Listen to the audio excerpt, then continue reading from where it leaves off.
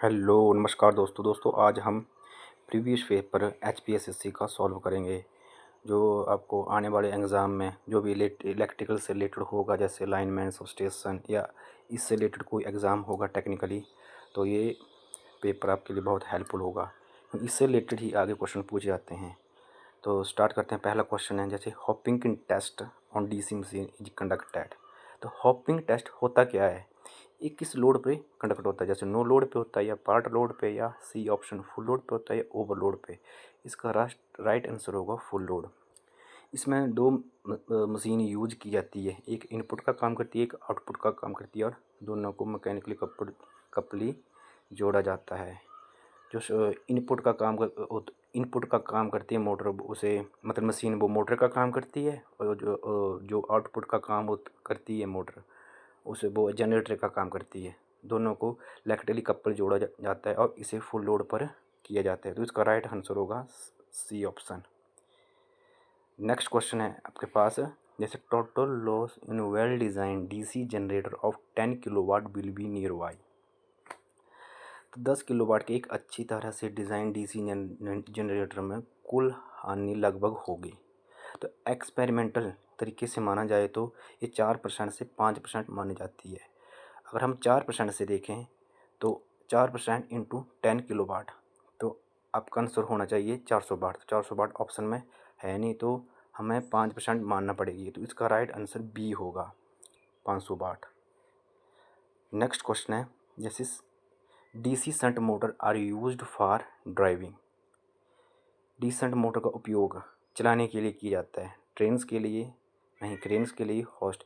ये DC shunt motor एक constant speed motor होती है, इसका टॉर्क भी कांस्टेंट होता है। तो ये मशीन टूल्स में ज़्यादातर यूज की जाती है। तो इसका राइट आंसर डी होगा, D option, machine tools. Next question है, the main disadvantage of the Ward Leonard control method is. Ward Leonard control method की प्रमुख हानि क्या है? High initial cost, A option, high maintenance cost, low efficiency and high loads, या all of this. तो इसका right answer होगा high maintenance cost, और इसकी एफिशिएंसी बहुत अच्छी होती है। इसका बी आंसर होगा। तो नेक्स्ट क्वेश्चन है, जैसे फॉर कांस्टेंट टॉर्क ड्राइव के लिए pitch speed control method is prefer. कौन सा स्पीड कंट्रोल हम प्रेफर करेंगे मोटर की स्पीड को कंट्रोल करने के लिए? फील्ड कंट्रोल, जो फील्ड को कंट्रोल करता है, या आर्मेचर वोल्टेज कंट्रोल, या शंट आर्मेचर कंट्रोल, या मैकेनिकल लोडिंग सिस्टम। ये सारी डीसी मशीन की बात कर रहे हैं। तो आपकी डीसी मशीन में एक फील्ड वाइंडिंग होती है, एक आर्मेचर वाइंडिंग होती है। आर्मेचर वाइंडिंग ज़्यादातर रोटर के ऊपर की जाती है। तो हम इसके रास्ते में जो रोटर के ऊपर की जाती है वाइंडिंग, तो वो तो आर्मेचर वोल्टेज कंट्रोल होना चाहिए इसका आंसर, क्योंकि आर्मेचर वाइंडिंग ही रोटर के ऊपर की जाती है। तो इसका राइट आंसर बी होगा, वी ऑप्शन।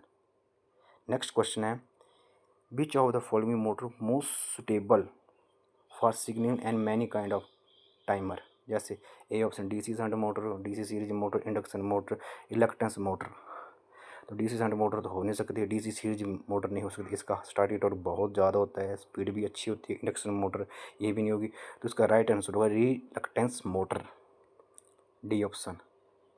तो नेक्स्ट क्वेश्चन है, if the speed of DC shunt motor is increased. यदि डीसी शंट मोटर की स्पीड बढ़ा दी जाए तो back EMF of the motor will be. तो पता है यार, back EMF is directly proportional to the speed into magnetic flux. तो अगर बैक ईएमएफ बढ़ेगा तो स्पीड भी बढ़ेगी साथ साथ में, इसके समानुपाती स्पीड भी इंक्रीज होगी। तो इसका राइट आंसर होगा ए होगा, क्योंकि back EMF is directly proportional to speed into magnetic flux. Next question है, how synchronous motor work as power factor corrector. Synchronous motor work as power factor corrector. पहले synchronous motor जो होती है ना, वो डबल एक्साइटेड मोटर होती है। उसकी दोनों वाइंडिंग को, स्टेटर को भी और रोटर को भी एक्साइट करना पड़ता है बाहर से, तब जाके ये इसका रोटर घूमता है, क्योंकि सिंक्रोनस स्पीड पे मूव करती है। और पावर फैक्टर करेक्शन के लिए बहुत अच्छी मोटर मानी जाती है। और क्योंकि ये तीनों पावर फैक्टर पे काम करती है, लैगिंग पे भी, लीडिंग पावर फैक्टर के ऊपर भी, और यूनिटी पावर फैक्टर के ऊपर भी काम करती है। तो इसका राइट आंसर होगा B, varying the field excitation. B option होगा इसका। नेक्स्ट क्वेश्चन है which converter is having high efficiency. तो ए ऑप्शन है SCR converter, silicon control rectifier, या सेमी कंडक्टर कंट्रोल रेक्टिफायर, या रोटरी कन्वर्टर, या MG सेट, या नन ऑफ दीज। इसका राइट आंसर होगा बी। नेक्स्ट क्वेश्चन है जैसे what is the advantage of motor generator set. Motor generator set का सबसे अच्छा मतलब क्या एडवांटेज है, क्या लाभ है इनके। क्या इसका नॉइसलेस, और नॉइसलेस तो होता नहीं, बहुत ज़्यादा साउंड होती है, हाई एफिशिएंसी में होती है, DC output voltage can be easily control, नहीं low maintenance require, low maintenance require. हाँ ये इसका लो मेंटेनेंस रिक्वायर, इसको मेंटेनेंस की ज़्यादा जरूरत नहीं पड़ती, तो इसका डी ऑप्शन होगा। नेक्स्ट क्वेश्चन है which is the main application of synchronous motor. Synchronous motor का मेन एप्लीकेशन क्या है, अभी पढ़ा ऊपर, पावर फैक्टर प्रोडक्शन के लिए यूज होता है, तो इसका शुरू का डी, पावर फैक्टर प्रोडक्शन के लिए। नेक्स्ट क्वेश्चन है why the LED are avoided as converter in rectified diode. Rectified diode में LED को क्यों कन्वर्टर के रूप में डाला जाता है, क्योंकि कन्वर्टर के रूप में हम इसे मतलब अवॉइड करते हैं, यूज़ नहीं करते। LED का एक लाइट एमिटिंग डायोड है, मतलब ये अल्टरनेटिंग करंट को यूनी डायरेक्शन DC में बदलता है, क्योंकि वो AC पे ऑपरेट नहीं होता, उसको मतलब रेक्टिफिकेशन की ज़रूरत पड़ती है, तब जाके वो DC पावर पे चलता है। तो मतलब ये हैविली डॉप्ड डिवाइस है, ये वेरी लो पावर डिवाइस है, बहुत ही कम। इसका बी ऑप्शन होगा। Which converting device can be overloaded. हम कौन सा मतलब कन्वर्टिंग डिवाइस को हम ओवरलोड कर सकते हैं, मतलब जो AC को DC में कन्वर्ट कर दे, रेक्टिफायर यूनिट को, रोटरी कन्वर्टर को, या मोटर जनरेटर सेट को, या मर्करी आर्क रेक्टिफायर को। इसके बारे में आगे डिटेल में बताऊंगा मैं कि कैसे कैसे होता है इसका मतलब फंक्शन। अगर अभी बता दिया तो मतलब आधी वीडियो तो इसी के ऊपर ही ख़त्म हो जाएगी। तो इसका राइट आंसर होगा, एग्जाम्स के पर्पज़ से आप याद रख लो कि इसका राइट आंसर बी होगा, रोटरी कन्वर्टर। नेक्स्ट क्वेश्चन है what is the function of inverter. तो ईजी, बहुत ईजी क्वेश्चन है। ये कन्वर्ट करता है DC को AC में।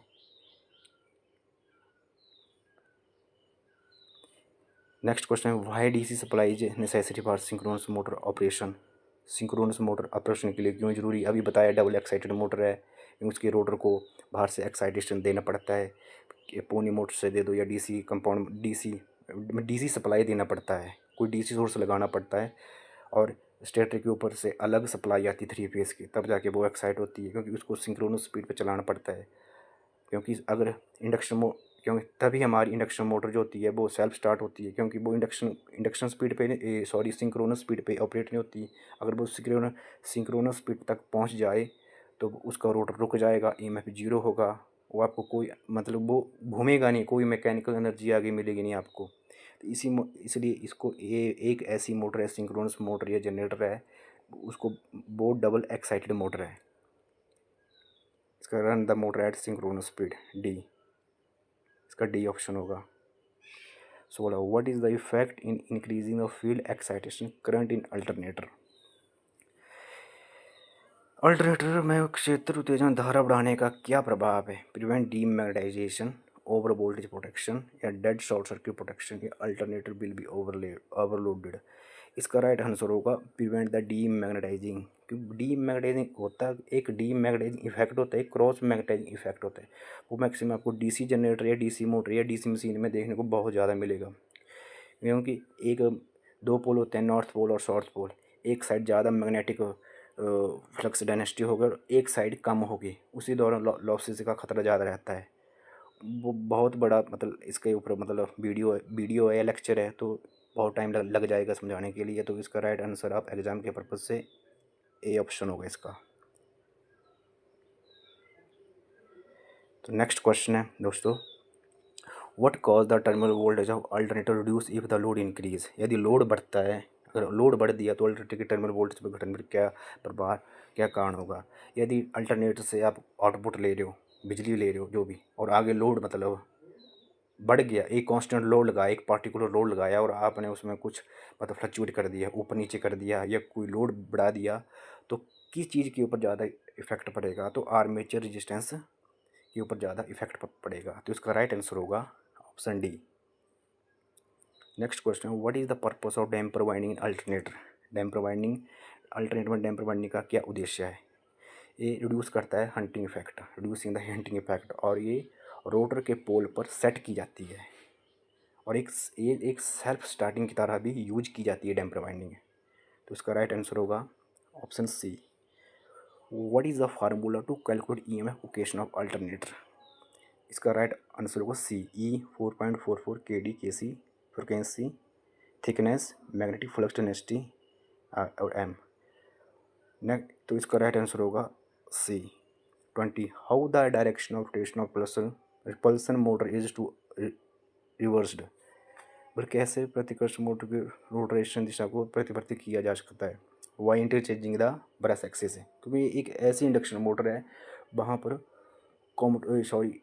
कॉम्यूटेटर और ब्रश का यूज़ होता है। तो इसका राइट आंसर होगा by shifting the brush axis. इसको हम 45 डिग्री के ऊपर सेट किया जाता है। तो इसका राइट आंसर होगा by shifting the brush axis. Next question, what is the effect if the centrifugal switch is not disconnected after the motor start. अगर हम सेंट्रीफ्यूगल स्विच ना हटाएं तो क्या इफेक्ट होगा। स्टार्टिंग मोटर की सीरीज में लगी होती है, स्टार्टिंग वाइंडिंग की सीरीज में सेंट्रीफ्यूगल स्विच लगाया जाता है और स्टार्टिंग वाइंडिंग का काम होता है मोटर को सिर्फ स्टार्ट करना, अपना काम हो गया, पीछे हट जाती है और फिर सारा लोड आ जाता है रनिंग वाइंडिंग के ऊपर, वो संभालती है मोटर को। तो ये 75% तक स्पीड को पहुंचाती है और फिर अपना रास्ता साफ करती है और सारा लोड मतलब सारा काम रनिंग बाइंडिंग के ऊपर डालती है। अगर इसको ना हटाया जाए तो मोटर का जलने का खतरा रहता है, यह बाइंडिंग जल भी सकती है। तो इसका राइट आंसर होगा सी ऑप्शन। तो next question, what is the effect if a coil group connection is wrongly connected in single phase motor rewinding. क्या होगा यार, मोटर चलेगी नहीं। B option, where the capacitor is connected in single phase permanent capacitor motor. Where the capacitor connected in single phase permanent capacitor motor. Starting winding की series में लगाया जाता है, क्योंकि कैपेसिटर क्या काम होता है, स्टार्टिंग टॉर्क पैदा करना, मोटर में मूवमेंट पैदा करना, मतलब थोड़ा सा मतलब हेल्प करती है, मतलब रोटर को घुमाने का हेल्प करता है एक कैपेसिटर। कैपेसिटर के स्टार्ट मतलब एनर्जी स्टोर करता है और एनर्जी फेंकता है फ्रिक्शन ऑफ सेकेंड में। इसका काम होता है मतलब स्टार्टिंग टॉर्क पैदा करना। तो इसका राइट आंसर होगा in series with starting winding. 24, what is the application of shaded pole motor. Shaded pole motor कहाँ यूज होता है, हेयर ड्राई में यार। और एक ऐसी मोटर है सिंगल फेस इंडक्शन मोटर जो सेल्फ स्टार्ट मोटर है, क्योंकि इसके मतलब पोलों पे एक पोल जो होते हैं शेडेड होते हैं, वाई कॉपर रिंग्स, याद रख लेना। Next question, why running winding is place in the bottom of the core. क्यों रनिंग वाइंडिंग जो है वो स्टार्टिंग वाइंडिंग के नीचे क्यों रखी जाती है, क्योंकि उसका ये तो इंडक्टेंस जो होता है वो हाई होता है और रेजिस्टेंस जो होता है वो बहुत कम होता है। स्टार्टिंग वाइंडिंग का रेजिस्टेंस ज़्यादा होगा और इंडक्टेंस कम होगा। तो टू गेट हाई इंडक्टेंस के लिए हमें नीचे रखा जाता है, क्योंकि सारा काम, क्योंकि स्टार्टिंग वाइंडिंग का काम होता है इस मोटर को स्टार्ट करना, रनिंग वाइंडिंग का काम होता है आने वाला लोड संभालना। 26, which motor is have half coil winding. तो ये तो सीलिंग फैन है यार, क्योंकि इसकी हाफ कॉइल लगी होती है, पर फेस पोल के बराबर होती है। हाफ कॉइलिंग वाइंडिंग होती है, उसमें जो जितने फेस होते हैं उनके बराबर होती है। तो उसका सीलिंग फैन होती है। एक हाफ कॉइलिंग वाइंडिंग होती है, एक फुल कॉइल वाइंडिंग होती है। तो उसका राइट आंसर होगा सीलिंग फैन। नेक्स्ट क्वेश्चन है, what is the reason to use permanent capacitor in fan motor circuit. Capacitor का काम क्या होता है, कैपेसिटर का काम होता है भाई फेस को दो भागों में तोड़ना, क्योंकि हमारी सिंगल फेस मोटर जो होती है ना, वो सिंगल फेस मोटर नहीं होती है। जब वो वर्किंग में आती है मतलब तो वो दो फेस पे चलती है। तो उसका राइट आंसर होगा C, splitting of phase for torque. Which type of motor has relatively small starting torque. सबसे स्मॉल स्टार्टिंग टॉर्क किसका है, capacitor start induction run motor. Induction क्यों, कैपेसिटर से शुरू होती है, कैपेसिटर से स्टार्ट करता है मोटर, आगे मोटर इंडक्शन के सिद्धांत पे चलेगी आगे। तो ये थोड़ा मतलब इसकी स्पीड टॉर्क थोड़ा कम होता है। तो इसका राइट आंसर होगा option C. Which single phase motor tapped field speed control method is employ. कौन से एकल कला मोटर फील्ड स्पीड कंट्रोल विधि में कार्यरत है। तो इसका राइट आंसर होगा field control method is employ universal motor, shaded pole motor, capacitor start capacitor, run motor या all of these. Stepped for speed control, तो इसका right answer universal motor. Next question है which is the application of universal motor. Universal motor का उपयोग क्या कहाँ होता है? फूड मिक्सचर हो गए, मिक्सी हो गई, मसाले पीसने की मशीन हो गई, उसमें यूज किया जाता है यूनिवर्सल मोटर, क्योंकि AC और DC दोनों सप्लाई पे चलती है ये। Next question which method is adopt to start the single phase induction motor. इनमें से कौन सा मेथड है वो single phase induction motor adopt करती है खुद को स्टार्ट करने के लिए? तो स्प्लिट फेस मेथड, क्योंकि फेस को दो भागों में डिवाइड करती है। नेक्स्ट क्वेश्चन है विच type of AC single phase motor is classify under commutator motor type.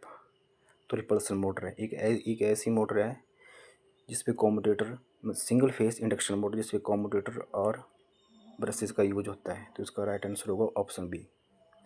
तो what is the working principle of single phase induction motor. Working principle पूछा है, स्टार्टिंग प्रिंसिपल नहीं पूछा है। अगर स्टार्टिंग पूछा होता जैसे जब मोटर को हम स्टार्ट करते हैं तो उसमें लगता है जब Faraday law of electromagnetic induction, तो शुरू में करंट भी जीरो होता है, वोल्टेज भी जीरो होती है जब मोटर को हम स्टार्ट करते हैं, फ्रिक्वेंसी भी, तब लगता है Faraday law of electromagnetic induction. और जब मोटर वर्क में आती है ना तो उस पर लगता है लेंज लॉ। तो इसका राइट आंसर होगा option A. Which type of insulating material is select for winding the coil and overhangs। Binding को बांधने के लिए कौन सा धागा यूज किया जाता है? तो टेरामाइन thread. Which is main property of leather paper insulation. तो उसका राइट आंसर होगा weather ageing and dielectric strength, D. तो ये दोस्तों थे कुछ क्वेश्चन इलेक्ट्रिकल के। आपको वीडियो कैसी लगी बता देना कमेंट करके, और लाइक शेयर एंड सब्सक्राइब कर देना चैनल को। और आने वाली वीडियो में मैं ऐसे ही पेपर डालूँगा, और जो भी कुछ प्रॉब्लम होगी तो आप कमेंट करके बता देना। जय हिंद, जय भारत।